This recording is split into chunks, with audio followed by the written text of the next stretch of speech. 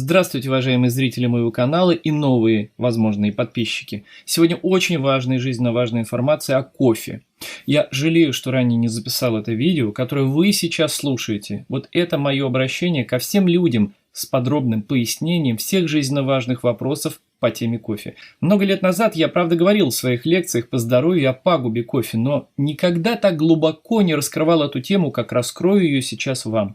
То, что я расскажу вам сейчас о кофе, вероятно, вы ранее этого не знали, никогда даже не слышали, но, по крайней мере, в такой целостности подхода к вопросу и в таком полном образе и понимании данной реальности, вот этой проблемы. Теперь все по порядку. Смотрите данное видео обязательно полностью. И не только не пожалеете о потраченном совсем небольшом времени, но уверен, что поблагодарите меня в конце данного видео за эту информацию, которая вам и вашим близким при соблюдении моих предостережений и советов сбережет жизнь и здоровье. Многие люди любят кофе, как люди сами говорят, пьют для бодрости, проснуться, чтобы не заснуть за рулем, чтобы не заснуть на дежурстве, в ночную смену, на работе и так далее, и тому подобное. На самом деле, если объективно отбросить все самовнушения и самооправдания, то в сухом остатке останется привычка и зависимость, и более ничего. Любой человек, впервые в жизни попробовав без сахара, молока, специй, черный кофе, не получит никаких приятных вкусовых ощущений. Напротив, кофе покажется противным, горьким и так далее, но невкусным. Но все меняется со временем, и многое становится привычкой. Вот эти и другие стереотипы и домыслы мы сейчас с вами разберем, а оставим только одну истину. Кстати, а вы слышали о том, что некоторые, наоборот, засыпают, выпив чашку-другую кофе на ночь? Да, некоторые этим даже кичатся, мол, вот какой у меня уникальный крепкий организм. Я поясню природу такого явления чуть позже, но обо всем по порядку. Знаете ли вы, что, несмотря на колоссальное сопротивление, кстати, и деньги, совсем недавно Калифорнийский суд в США все же признал кофе канцерогеном? Теперь кофейные компании обязаны ставить на упаковке с кофе специальные маркировки, что кофе может приводить к возникновению рака. Да, дорогие друзья, не удивляйтесь.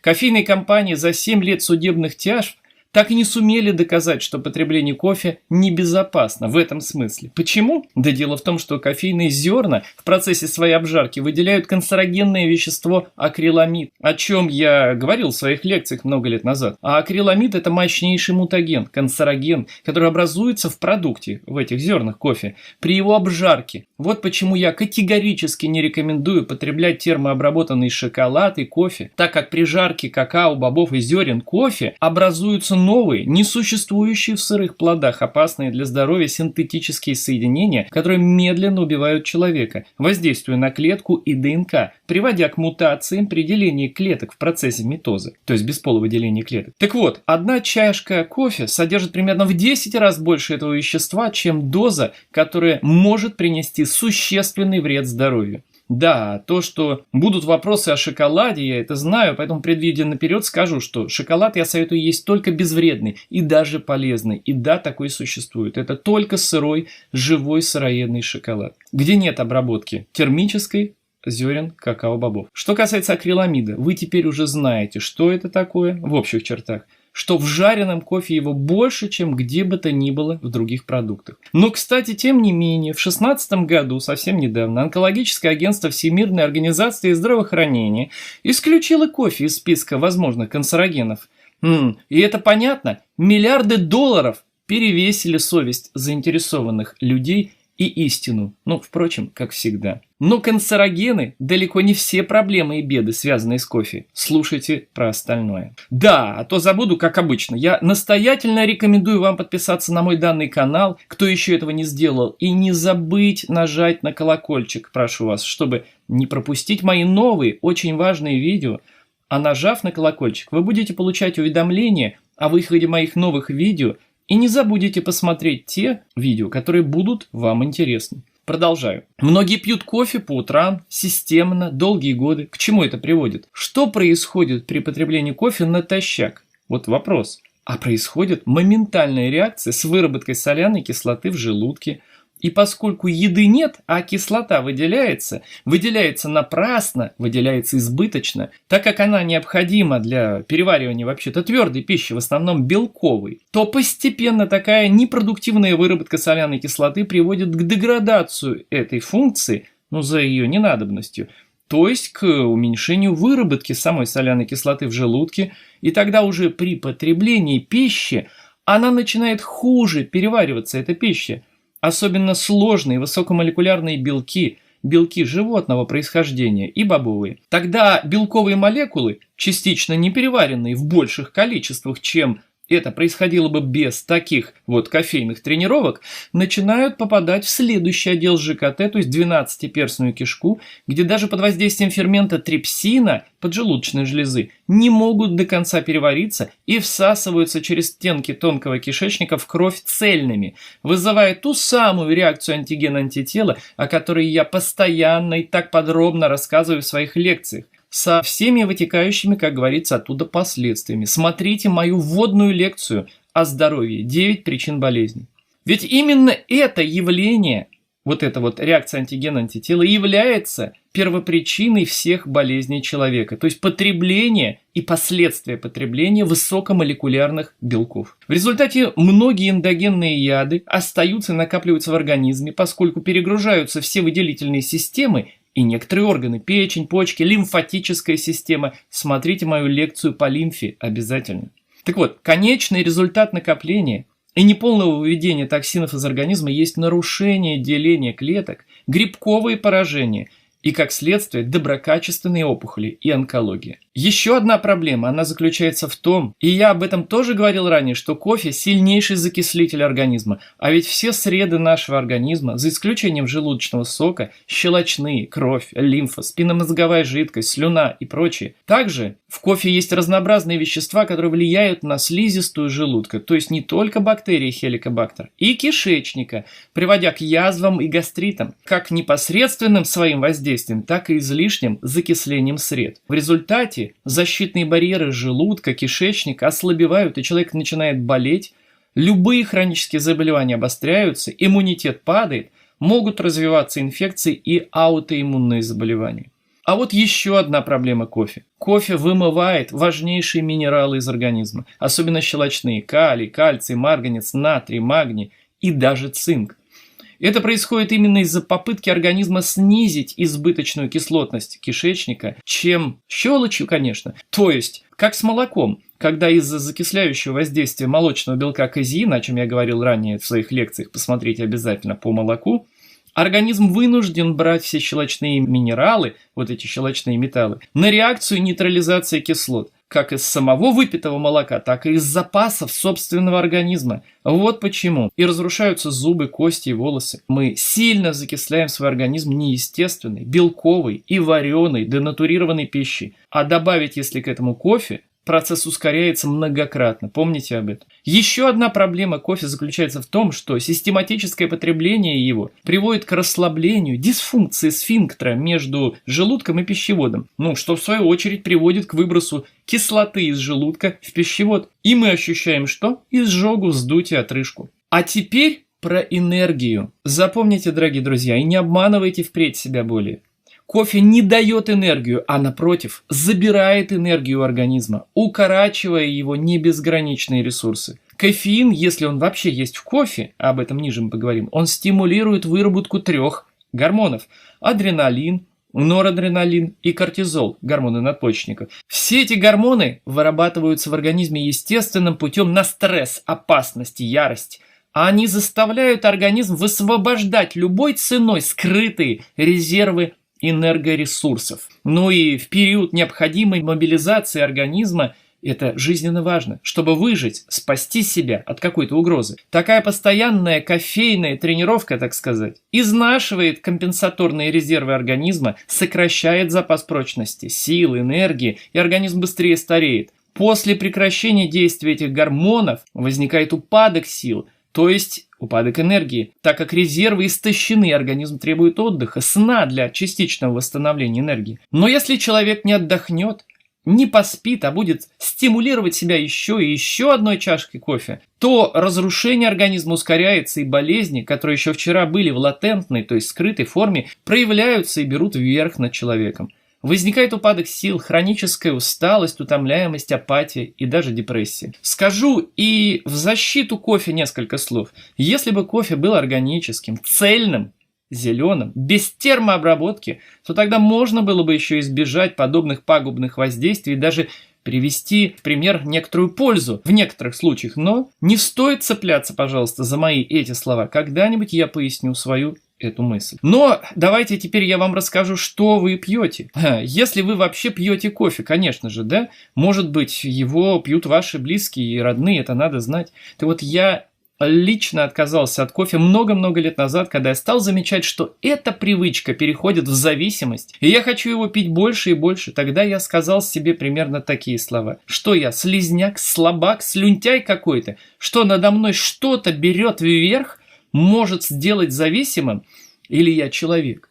Да, не бывать этому. Никогда больше в своей жизни я не выпью ни глотка кофе, сказал я себе. С тех пор я не пью и не выпью никогда ни глотка кофе. Такова была моя мотивация, как человека сильного. Я тогда еще не задумывался о других последствиях воздействия кофе. А как вообще реагирует, как действует кофе? Вот ведь что важно вам рассказать.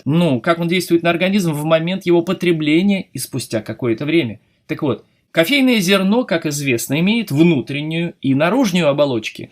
Наружная оболочка в процессе роста и созревания зерен кофе накапливает алкалоид под названием кофеин, а вот внутренняя оболочка накапливает другой алкалоид – теобрамин. Кто сам размалывает и варит кофе цельнозерновой, тот получает с ним сразу два алкалоида. Кто покупает растворимый кофе, даже самый дорогой, премиальный, получает только один алкалоид – теобрамин. Так как кофеин снимается, слущивается кофейной промышленностью при изготовлении растворимого кофе и пускается на медикаменты, например, цитрамон, и энергетические различные напитки. А вот внутренняя оболочка зерна идет на производство того самого до боли родного и знакомого, любимого растворимого и гранулированного кофе. Поскольку это многомиллиардная индустрия, то уже более 10 лет все попытки ввести в закон и заставить компании писать на этикетках, что данные виды кофе без кофеина не венчаются успехом, как, собственно, и тот факт, что ВОЗ отклонила неоспоримые данные о том, что акриламид вызывает рак. И это звенья все одной цепи. Деньги ведь решают все, а большие – все абсолютно. Какое дело до здоровья людей им? Я надеюсь, вы это понимаете. А что медики, спросите вы? Да они либо ничего сами не знают, либо пьют тот же кофе и верят в его пользу или безвредность. А разницу растворимого с цельнозерновым кофе вообще не понимают, так как не задумываются или давно позабыли основы биохимии, либо не могут или не хотят противостоять системе. А то одни уже противостояли в своих лабораторных исследованиях по влиянию ГМО и трансгенов на организмы мышей, человека. И что в итоге? А их уволили с работы с полным замалчиванием их исследований и выводов. Зато публиковали в СМИ иные заказные исследования более покладистых ученых, которые содержатся этими корпорациями. А этим честным специалистам перекрыли кислород, как говорится. То есть они уже более не могут устроиться и рассчитывать на какую иную любую работу в научной среде. Хорошо живем, да? К чему мир катится? Извините, отвлекся. Ради справедливости стоит сказать, что есть марки растворимого кофе, которые все же содержат некоторое, совсем, правда, незначительное, остаточное количество кофеина.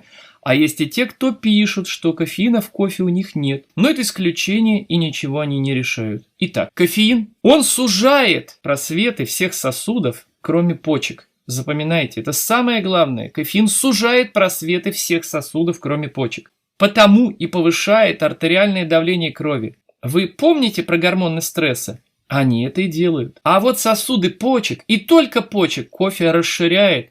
Потому он есть мочегонное средство. Так как повышает кровоток в почках, значит, происходит ускоренная фильтрация крови в почках с образованием мочи и быстрым ее выведением. Причем моча прозрачная, как правило, как вода, потому что почки просто работают холостую и, кстати, перегружаются, и их ресурс снижается при этом.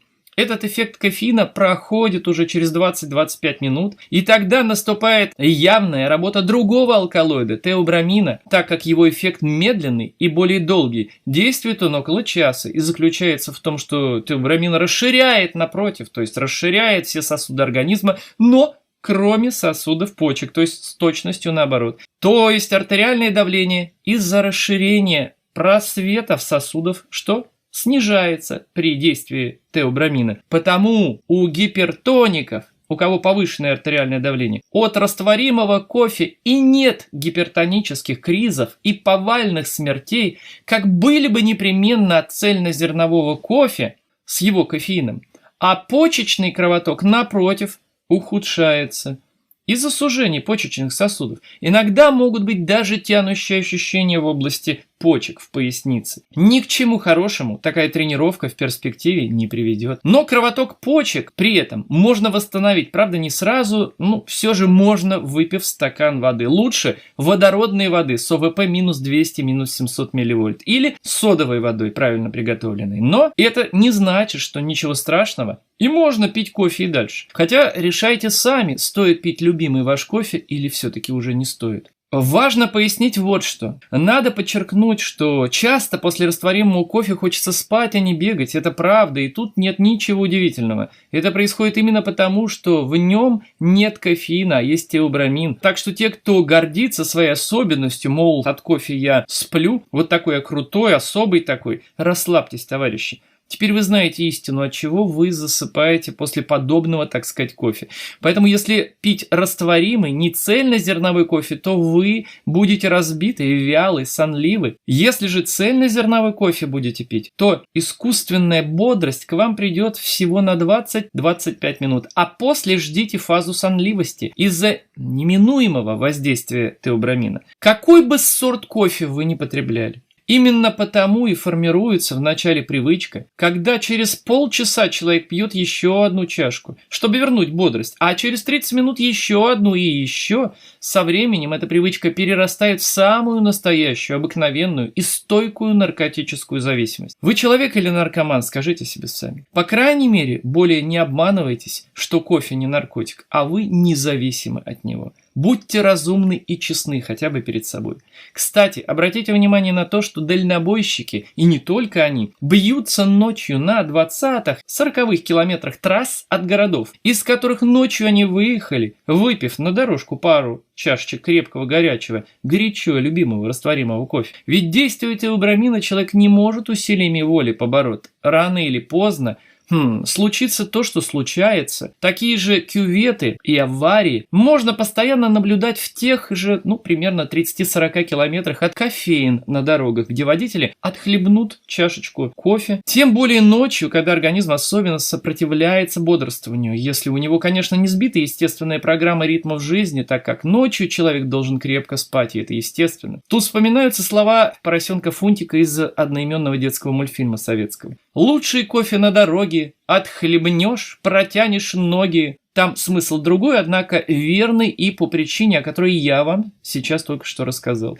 Биохимия, жизнь это подтверждают. Берегите себя и своих близких, если они вам дороги, конечно. Также берегите, что еще важнее, если вы человек порядочный и совестливый, жизни и имущества ни в чем не повинных людей. Не пейте не только алкоголь вообще, но и кофе. Тоже. Уж кофе, по крайней мере, за рулем не пейте. По крайней мере, растворимый. Отправляясь в вынужденную ночную дорогу, отоспитесь днем или вечером. В крайнем случае, возьмите в термос с собой черный или зеленый чай. Там уж, по крайней мере, нет теобрамина, а только кофеин, который даст вам бодрость на какое-то время. В жизни человека много самообмана и глупости. Как только человек себя не обманывает. Например, с алкоголем, говоря, что он пьет и стресс снимает, а на самом деле он только усугубляет свой стресс. И это хорошо видно на энцефалограммах. А то, что ему кажется, что стресс ушел, так это влияние наркотика, то есть этилового спирта, после определенных доз которого человек просто перестает чувствовать боль. Также и с кофе, дорогие друзья.